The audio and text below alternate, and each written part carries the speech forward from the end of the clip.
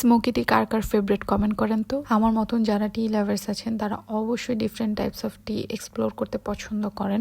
তো কারা কারা স্মোকি টিটা ট্রাই করেছেন বাসায় বলেন তো। যেহেতু বাসায় আমি অনেকবার চা খাই তাই চিন্তা করলাম আজকে স্মোকি চাটা বাসায় বানিয়ে দেখি কেমন হয়। একটা পাত্র হালকা গরম করে এখানে চিনি নিয়ে নেবেন, যতটুকু আপনার মিষ্টি পছন্দ। তো চিনিটাকে হালকা ব্রাউনিশ করে ভেজে নিতে হবে, চিনিটা কোনোভাবে পোড়া যাবে না। তো চিনিটা হালকা ব্রাউনিশ হয়ে গেলে এখানে হচ্ছে আপনি চা পাতা পরিমাণ মতন দিয়ে দিবেন। কয় কাপ চা বানাবেন সেটার উপর ডিপেন্ড করে। তো চা পাতা দেওয়ার পরে এটাকে নাড়াচাড়া করে আবার একটু ভেজে নেবেন। যখন এটা একটা সুন্দর স্মেল দিবে, একটা সুন্দর কালার এসে পড়বে, তখন এটার মধ্যে হচ্ছে দুধ অ্যাড করবেন। আমি যেহেতু গুঁড়ো দুধ দিয়ে বানাইছি তাই গুঁড়ো দুধটা আগে আমি গুলিয়ে রাখছিলাম। আর লিকুইড দুধ দিয়ে বানাইলে তো কোনো সমস্যা নেই।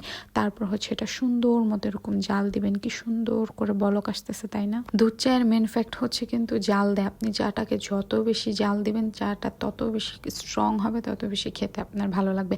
তো এদিকে আমার দেখে আবার এখন বানায় খাইতে ইচ্ছা করতেছে, বাট এখন অনেক রাত বানায় খাইলে আমি আর ঘুমাইতে পারবো না। তো আমি সুন্দর করে কাপে চাটা ঢেলে ফেলছি। এটা আমার অনেক ফেভারিট একটা কাপ, ফুটবল কাপ। এটা আমার অনেক পছন্দ। তো এই তো একদম ইজিলি তৈরি হয়ে গেছে স্মোকি টি। আপনারা যারা যারা বাসায় এটা বানিয়ে ট্রাই করেছেন বা করবেন অবশ্যই জানাবেন কেমন হয়েছে। আল্লাহ হাফেজ।